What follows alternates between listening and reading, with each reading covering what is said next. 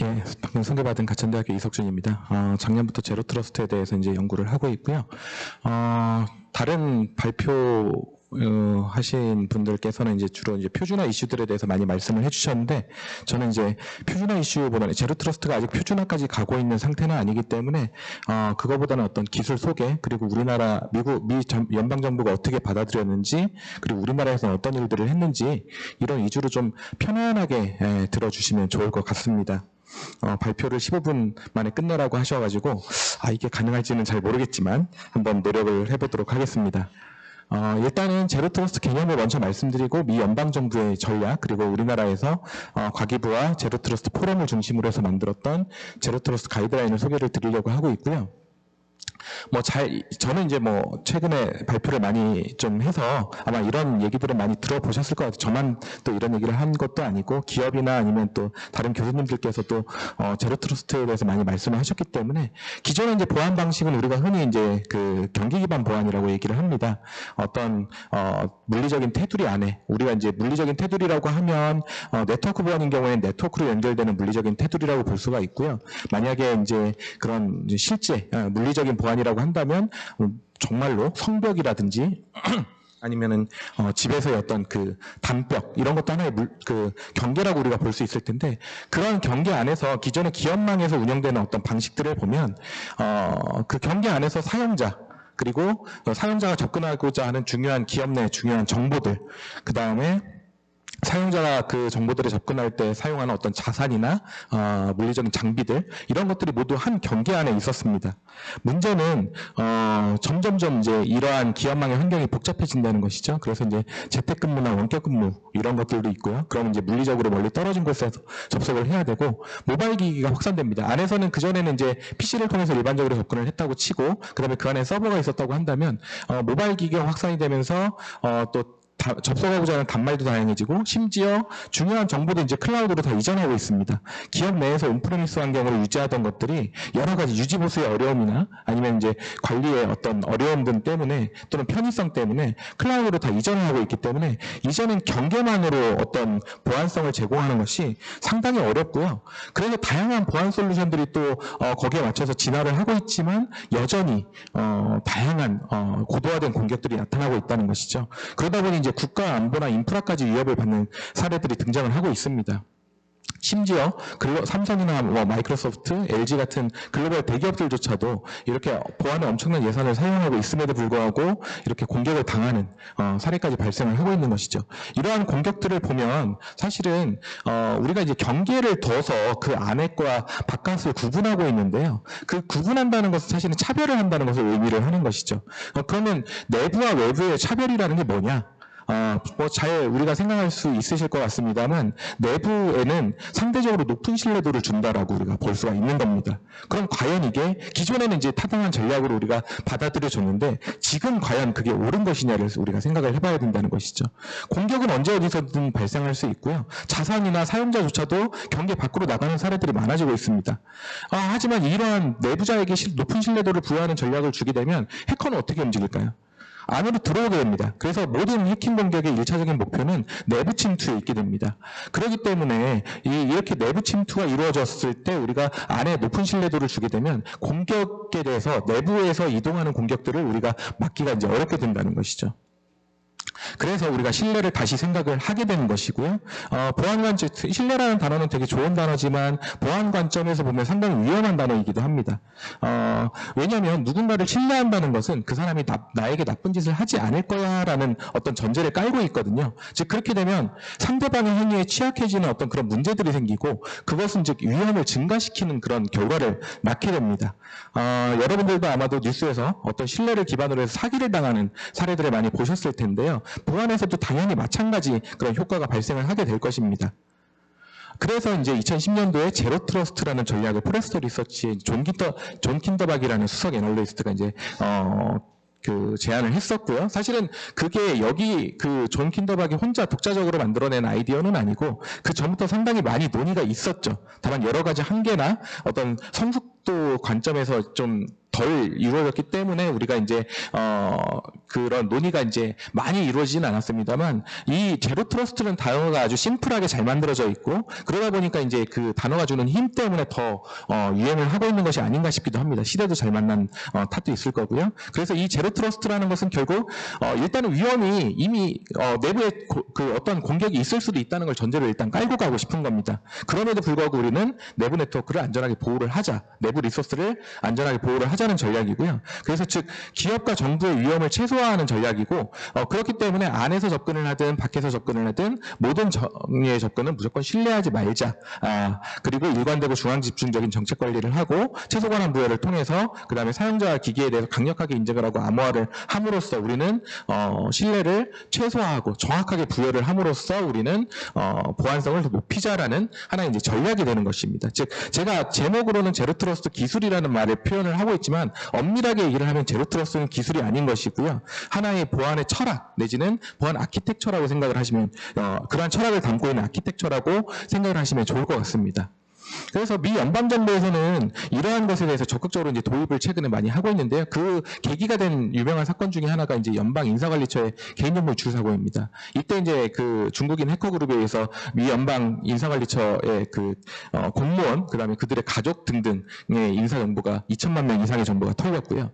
그러다 보니까 이제 이게 2014년도, 2015년도에 있었는데 이 사건을 조사하면 조사할수록 많은 문제점들이 있었다는 거죠. 그래서 이것을 미 하원에서 조사를 하고서 이것을 어떻게 극복할 수 있을까, 우리가 그런 부분에 대해서 이제 보고서를 냈는데, 여기서 이제 두 번째 레코멘데이션 중에 하나가 제로 트러스트 모델을 도입을 하자라는 것이었습니다.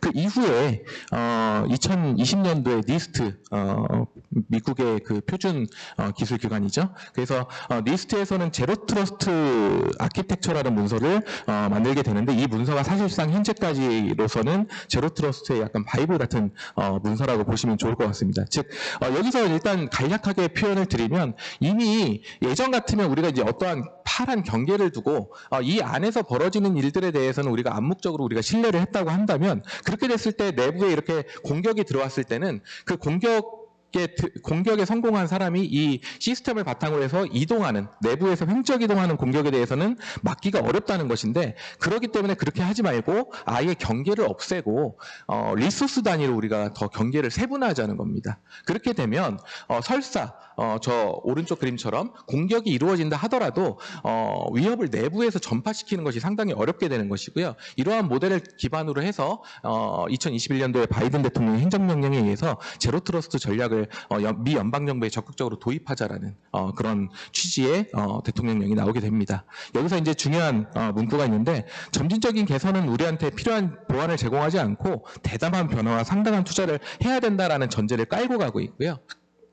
여기서 이제 세 번째, 물론 이제 여기서 제로 트러스트만 다룬 것은 아니고, 연방정부의 어떤 그 중요한 정보의 보호를 위해서, 우리는 사이버 보안을 위해서 클라우드 보안도 적극적으로 도입을 해야 되고요. 그 다음에 제로 트러스트, 그 다음에 공급망 보안, 이런 이슈들을 이제 다루게 되는 것입니다. 그래서 여기서 이제 제로 트러스트를, 니스트의 제로 트러스트를 도입을 하자라는 얘기를 하면서 각 행정기관장들이 니스트의 지침을 따르는 제로 트러스트 아키텍처를 60일 이내에 개발을 하라라는 명령을 내리고요. 이 시사에서는 이 제로 트러스트를 각 기관들이 연방 기관들이 도입을 하는 데 있어서 도움을 줄 수 있는 어떤 성숙도 모델을 이렇게 개발을 하게 됩니다. 즉 현재의 위치를 정확히, 현재의 보안 수준을 또는 제로 트러스트의 성숙도 수준을 정확히 알아야 우리가 그 다음에 나아갈 방향이 이제 보일 수 있지 않겠습니까? 그래서 거기에 대해서 이렇게 4단계별로 정리를 했고요. 처음에 이제 2021년도에 나왔던 건 3단계로 정리가 돼 있던 것을 올해 버전 2.0, 올해 4월에 버전 2.0을 만들면서 4단계로 이렇게 구분을 했고요. 작년 1월에 이제 그 OMB 예산관리실에서는 각 행정기관장들에게 그걸 조금 더 구체적으로 이행하라는 각서를 이제 보내게 되는 것이죠. 그래서 2024년 회계연도 2024년도까지 약 1년 정도 남았습니다. 시사의 제로 트러스트 성숙도 모델 앞에서 얘기했던 이 5가지 핵심 요소와 일치하는 형태로 제로 트러스트 보안 목표를 수립하고 달성하라는 그런 사실상의 명령을 내리게 되고요. 그 외에도 이제 각서 발표 60일 이내에 예산 추정치라든지 계획을 제출하라 등등을 포함하는 이러한 각서를 발간을 하면서 미 연방 정부의 각 기관들은 서로 적극적으로 각 전략 책임자를 두고 제로 트러스트 보안 모델을 도입을 하고 있다고 보시면 되겠습니다.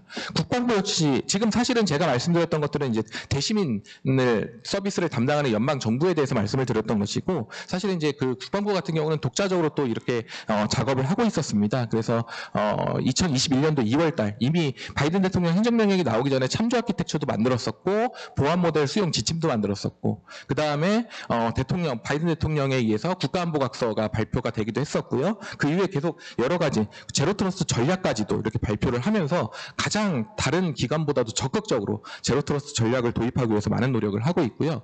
이렇게 수많은 기능들을 국방부 내에서 구현을 하겠다. 이거는 자그마치 10년짜리 계획입니다. 2032년까지 달성하고자 하는 목표를 이렇게 로드맵 형태로 구성을 한 것이라고 보시면 좋을 것 같습니다. 상세한 내용은 제로 트러스트 전략이라고 구글에 서치를 하면 이 문서가 잘 나오기 때문에 잘 보실 수 있을 것 같습니다.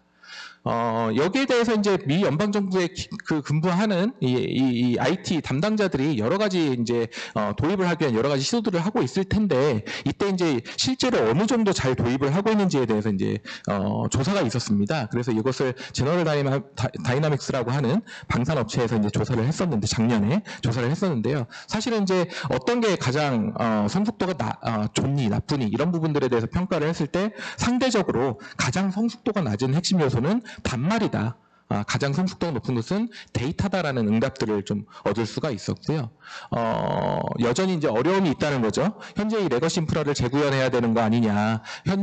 제로 트러스트 도입을 하기 위해서 어떤 기술들이 필요한지를 잘 모르겠다. IT 스태프도 전문성이 부족하다. 투자 비용도 많이 든다. 뭐 여러 가지 이슈들이 아직 있습니다. 물론 그럼에도 불구하고 여러 그 계획에 맞춰서 진행을 하고 있는 부분이 있고요. 그래서 각 그 담당자들에게 너는 제로 트러스트 관점에서 너네 기관에서는 투자를 할 때 어떤 거에 우선순위를 두니라고 봤을 때 단말 보안 쪽과 클라우드 쪽에 좀 집중돼 있다는 것을 확인하실 수가 있고요. 또 세 번째로는 이제 아이캠 이고 그 이후에 이제 제로 트러스트와 조금 더 연관된 키워드들이 등장을 하게 됩니다. 즉 단말이 너무 급한 거고요. 단말이 취약해서 생기는 여러 가지 보안 위협들이 많았다는 거고, 클라우드 이전에 여전히 어려움을 겪고 있다는 것을 우리가 이 표를 통해서 아실 수가 있을 것 같습니다. 여전히 연방정부는 열심히 도입을 하고 있지만 개념 정립이나 도입했을 때 어떤 효과들, 방법들에 대해서 여전히 어려움을 겪고 있다는 것이고요. 이것은 제로 트러스트에 대해서 우리가 공통된 이해가 필요하다는 것이고, 이것은 결국 가이드나 표준화랑 어떤 연관성이 좀 있는 주제라고 볼 수가 있을 것 같습니다. 이렇게 수많은 문서들이 있음에도 아직도 국내에서도 외국에서도 여전히 이제 제로 트러스트 도입에 어려움을 겪고 있다는 것이죠. 이 일을 좀 보완하기 위해서 작년에 이제 과기부를 중심으로 해서 제로 트러스트와 공급망 보안 포럼이 출범을 했었고요. 여기서 제가 현재 그 제로 트러스트 포럼에서 정책제도 분과장을 맡고 있습니다. 이 정책제도 분과의 미션에서는 가이드라인과 정책 개발을 하고 표준화까지도 갈 수 있는지를 좀 살펴보겠다는 것이고, 그 첫 번째 결과로서 올해 7월 달에 가이드라인을 발간을 한 바 있습니다. 이것은 이제 그 이후에 여러 가지 이제 액션들을 취하겠다는 여러 가지 목표를 말씀을 드린 거고, 이렇게 올해 7월 달, 사실은 이제 발행일은 6월로 되어 있습니다만 실질적으로 이제 7월 달에 나왔고요. 가기정통부와 키사 그리고 한국 제로 트러스트 포럼이 공동으로 개발한 문서라고 생각을 하시면 좋을 것 같습니다. 이 문서는 국내 정보통신 환경에 적합한 제로 트러스트 보안 체계를 도입을 지원을 하기 위함이고요. 요약본과 전체본 형태로 되어 있는데, 처음에는 이제 전체본 형태로 작업을 했습니다만 이게 조금 더 전문가들에게 도움이 되는 문서 형태로 개발을 하다 보니 상대적으로 좀 제로 보안에 익숙하지 않은 분들 또는 어떤 그 기업에서의 어떤 그 의사 결정권자들은 상대적으로 보안에 조금 약하실 수가 있기 때문에 그런 분들을 조금 더 배려한 문서의 형태로서 요약본도 같이 저희가 개발을 했던 것입니다. 발간 원칙은 기본적으로 미국에서 얘기해온 어떤 제로 트러스트의 배경이나 이런 것들은 국가별로 다를 수가 없기 때문에 그 부분에 대한 기본 철학은 유지를 하되, 국내 환경에 대해서 일부 우리가 조금 고려를 한 부분이 있다라고 보시면 되고요. 상위 수준에서 그리고 조금 더 쉽게 이해할 수 있는 수준으로 개발을 했다고 보시면 될 것 같고요. 전체본의 목차이고요. 그래서 이제 C사에서 얘기했던 주요 핵심 기능 5가지에 저희는 시스템을 좀 더 추가를 했다. 이게 국내 환경을 조금 고려를 한 부분이고요. 그래서 이제 마지막입니다. 사실은 이 제로 트러스트 가이드라인을 다 말씀드리는 것은 시간상 쉽지가 않을 것 같아서 이 부분은 직접 가이드라인을 검색을 해보시면 키사 홈페이지나 여러 군데서 다운로드를 받으실 수가 있거든요. 그래서 그 문서를 보시고 혹시라도 궁금하신 부분이 있으시면 저한테 직접 연락을 해주시면 좋을 것 같고요. 어쨌든 결과적으로 이러한 가이드라인을 만들고 우리가 할 때는 제로 트러스트를 도입하고자 할 때는 이 제로 트러스트가 진짜 뭔지를 정확하게 이해를 하고 도입을 하고자 하는 필요가 있다는 것입니다. 그래서 위험이 이미 발생했을 수도 있는 것이지만, 그 공격이 이미 발생했을 수도 있는 것이지만 위험을 최소화하고 높은 보안성을 확보하려는 철학이고, 그럼에도 불구하고 약간 시간이 오래 걸리는 보안의 전 영역을 다뤄야 되기 때문에 시간이 오래 걸릴 수 있기 때문에 기업 상황이나 성숙도 수준에 맞춰서 전략을 잘 수립하고 조금 중간 최종 목표를 잘 설정하는 것이 중요하다라는 말씀을 드리고 싶고, 말씀드린 것처럼 가이드라인을 저희가 공개한 것은 제로 트러스트라는 개념을 국내에 도입하기 위해서 첫 삽을 뜨는 과정인데 좀 부족함이 있을 수도 있고 좀 생각이 좀 다른 분들도 좀 계실 수도 있습니다. 그런 분들은 적극적으로 의견을 주시면 또 올해 지금 과기부에서 실증 사업을 하고 있거든요. 그래서 또 내년에도 추가적으로 할 거고요. 그래서 이러한 결과들을 반영을 해서 업데이트를 계속해서 하려고 노력을 하고 있습니다. 많은 의견 주시면 거기에 좀 반영을 해서